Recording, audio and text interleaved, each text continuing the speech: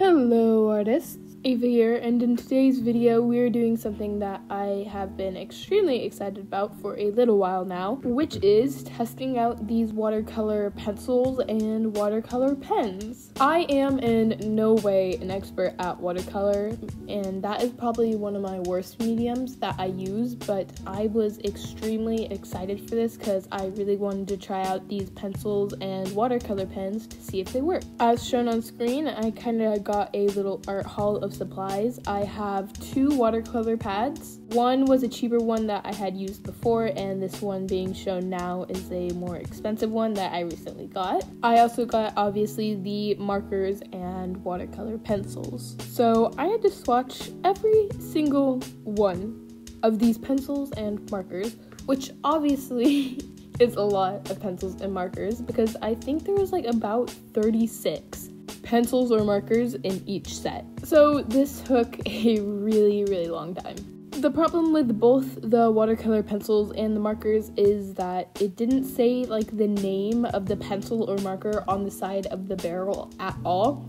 So I kind of just had to like keep them in the same order that they were originally in to know which color I had to use for a certain thing. I feel like searching up how to use these pencils and markers probably would have been a good idea, but hey, I'm not smart enough for that, okay? I tried a bunch of different methods of how I was gonna swatch the colors because I wasn't actually sure how I was supposed to like use these at first.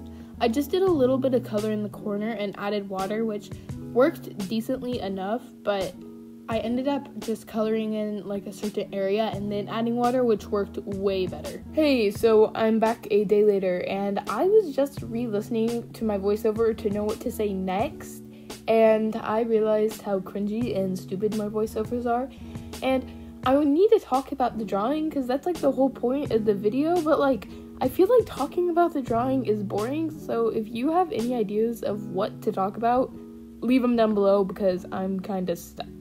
They gave me a white colored pencil for some reason, like white watercolor colored pencil for some reason. First of all, white colored pencils barely show up on white paper. I don't even think white watercolor would show up on paper. I tried to swatch it, but there's nothing, like the water didn't do anything. Like you couldn't even tell it was there. That's why I get so confused when white colored pencils come in a colored pencil set. Like other than using it on colored paper. You know, I technically didn't go off topic because I was still talking about pencils. They just weren't watercolor pencils. I really did not know what to expect when using these markers or pencils or pencils. Because at first I thought you had to dip them in water to kind of activate them and get them like the marker or watercolor. I can't English today, sorry guys. I seriously should start making scripts for my video because this is just pure chaos, I swear. Editing a video is hard, okay? And then you got people like this who just make perfect videos and like they don't even try, and I'm screaming, guys, I'm screaming. To all the people out there who literally have better editing skills than me, if you want to edit my videos for me, I am so down for that. The only problem is I'm kind of broke, so I can't pay you. Anyways, so I was trying to figure out what to actually do with these watercolor markers, how to make them work, but the instructions were in German and Russian.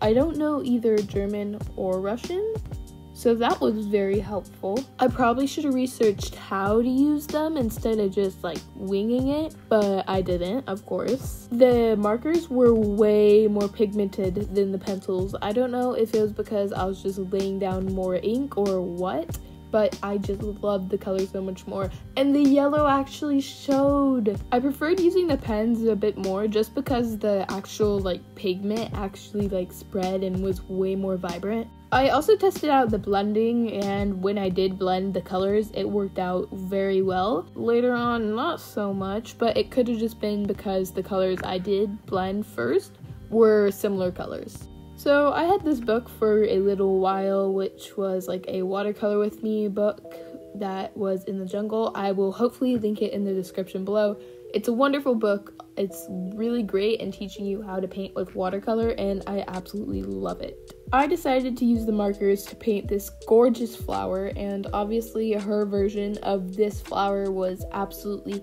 incredible and gorgeous, and mine I messed up so much on. It was a wet on wet watercolor painting, which didn't work well with like these watercolor markers. I used so much ink and so much water that the ink and the water kind of actually bled through the page onto the next page, which I was gonna color with the pencils, but of course I kind of ruined the painting, unfortunately, with my stupidly thick watercolor on the other side. I ended up putting some paper towels underneath just in case anything else bled through, and I ended up ruining the page I was working on because I didn't let the paint dry. Yeah, so this painting with the markers was an absolute mess.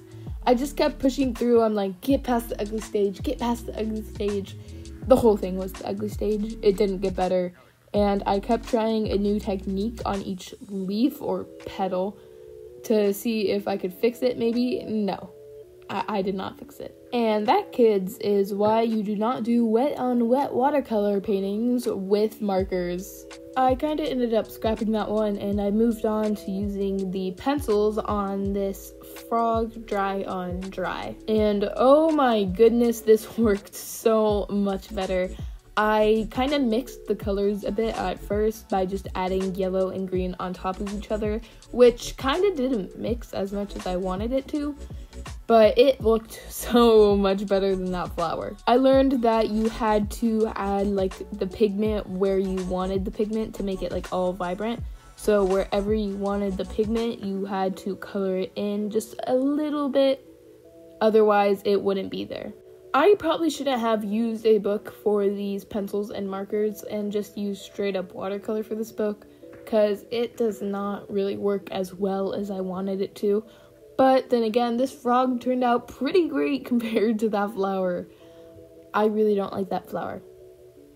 I'm still kind of like mad that I ruined that page. But hey, I learned from my mistakes. I put a paper towel underneath for this second drawing, just in case I put a little too much water or too much pencil. And yeah, that's all I have for today's video. Thank you all so much for watching, and make sure to check out the artist of this book and all these incredible markers and pencils. I will link them in the description below.